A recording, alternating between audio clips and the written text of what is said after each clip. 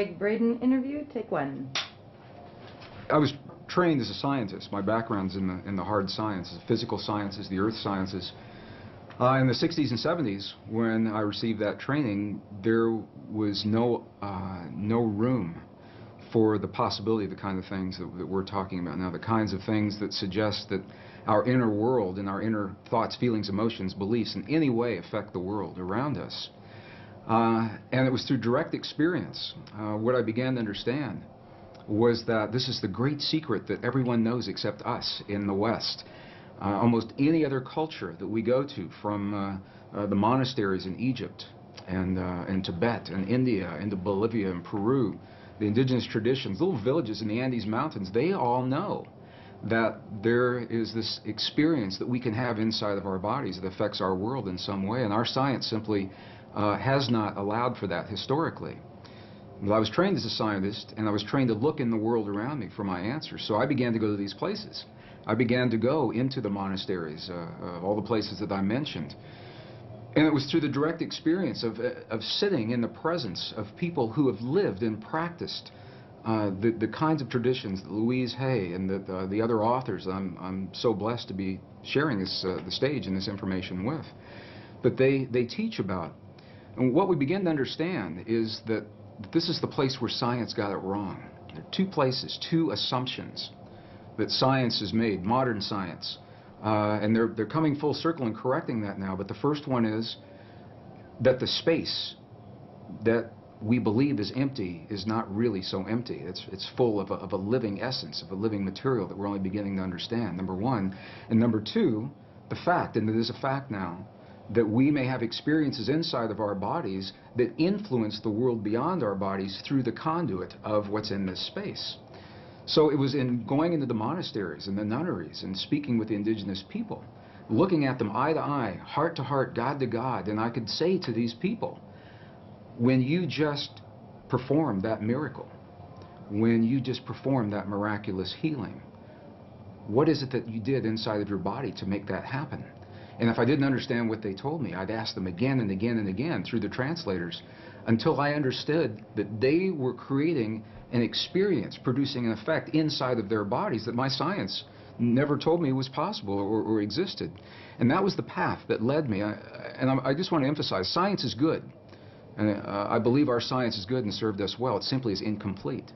And so it was that path that allowed me to flesh out the missing pieces that we're only beginning to understand today, marrying the best science of our time with the wisdom, 5,000 years of wisdom of our past, into a greater understanding. And that understanding brings us right back to the question. That's a long answer to a short question.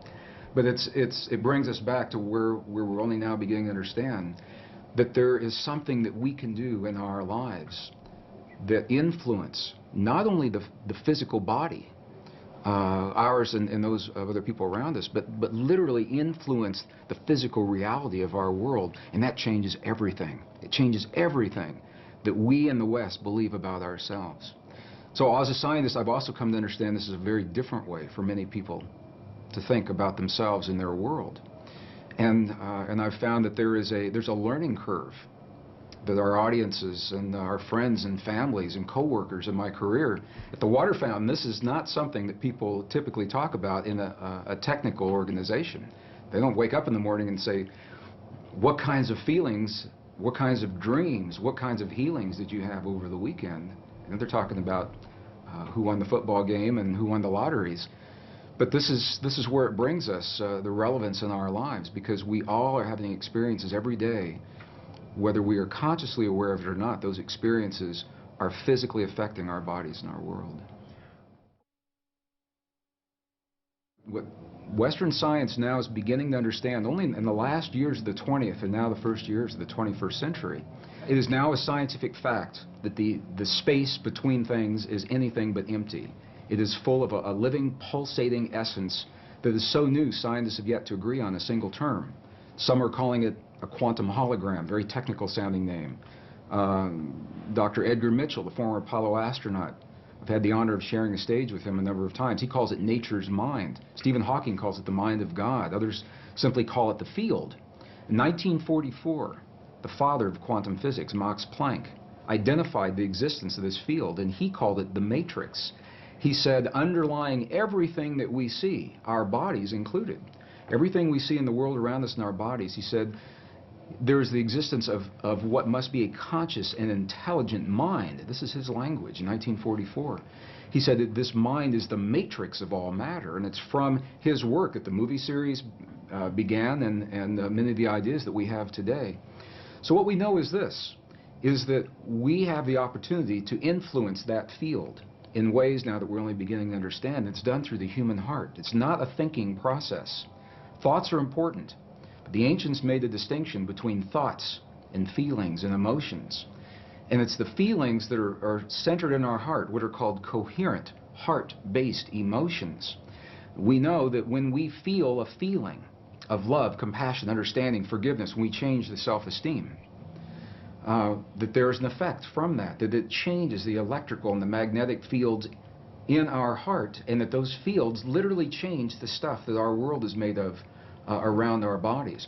Our hearts are the strongest magnetic field in our bodies, and our hearts are the strongest electrical field in our bodies, much more so than the brain. While the brain does create those kinds of fields, the heart is many times stronger.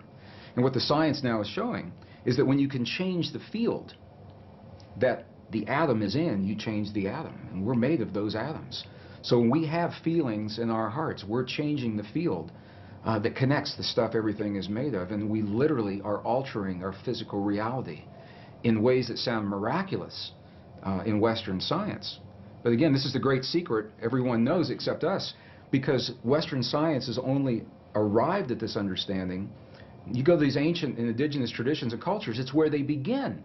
They begin with the understanding, sure, everything's connected, and sure, we're part of it. And then they take us one step further and they say, here, I'll show you. I'll show you how to create the effects in your body so that you can heal your body and you can heal the bodies of others. You can change your self-esteem and your body will mirror that change.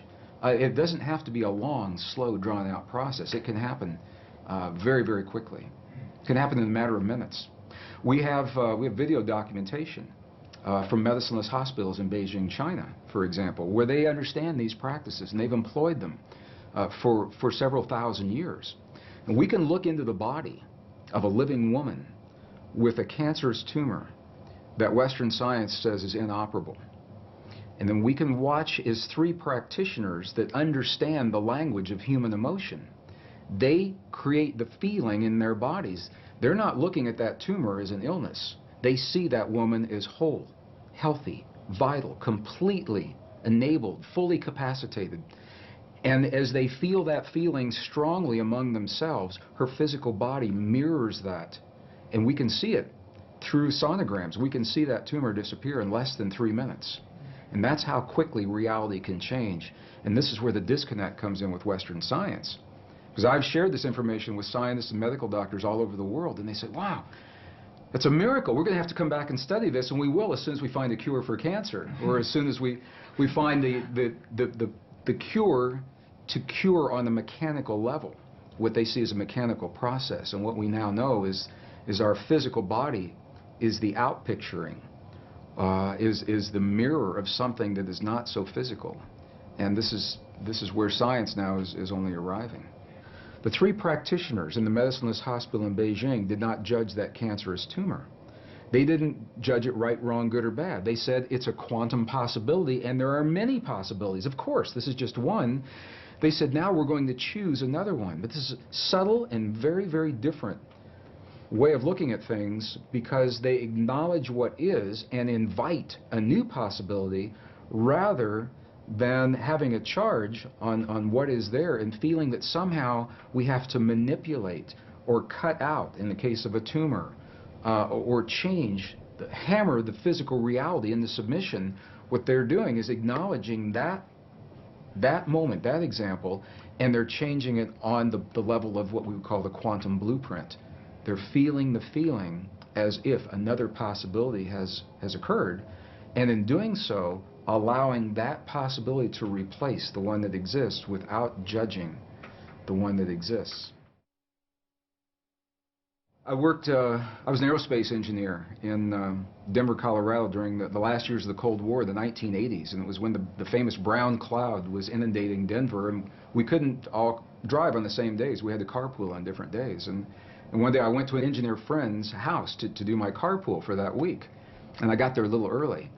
And I'd never been to his house before, and I said, "Can I use your bathroom?"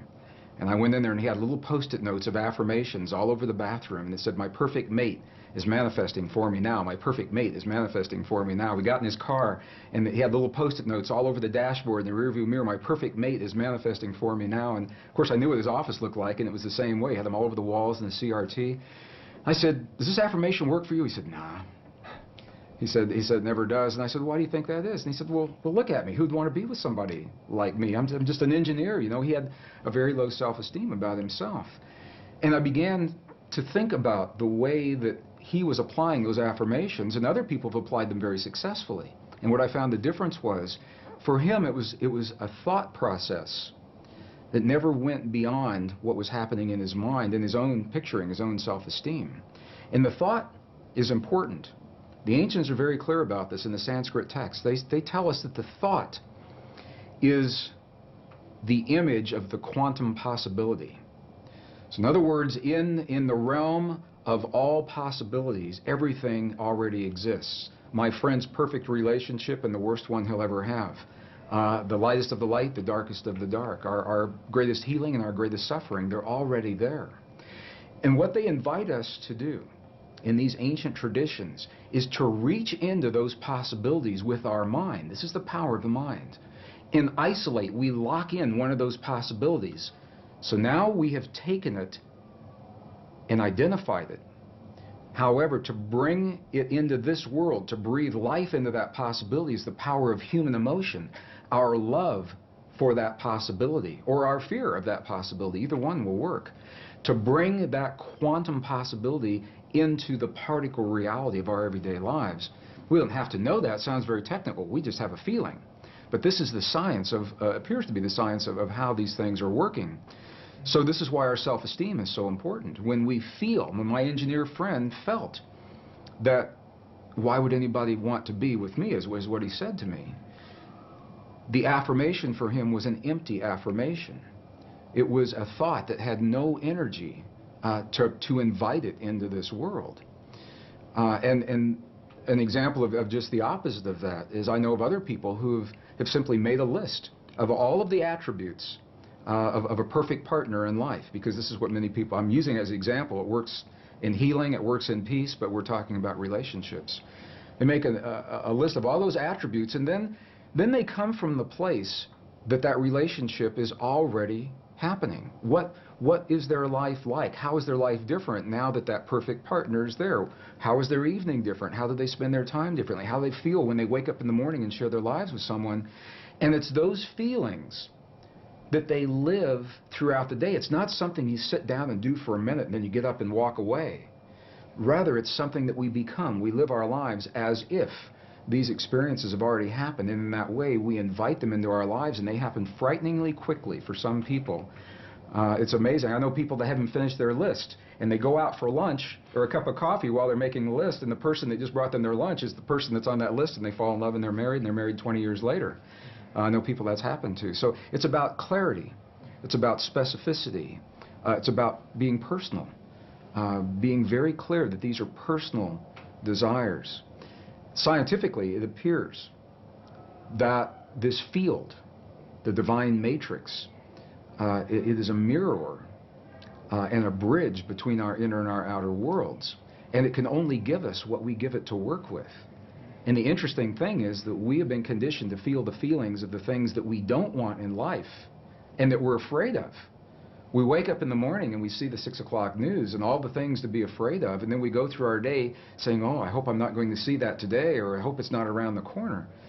And my question, so fascinating me, where do we learn to feel the things that we don't want rather than things that we choose to have? And how would our lives be different if we could cut through all of the static and simply choose in our lives what we would like each moment of each day, or our relationships, or our abundance, or our careers, or the peace in our families to look like? What would our what would our lives look like if we could do that? And there's very good scientific evidence showing precisely what our lives would look like, because we would very quickly experience everything that we've created.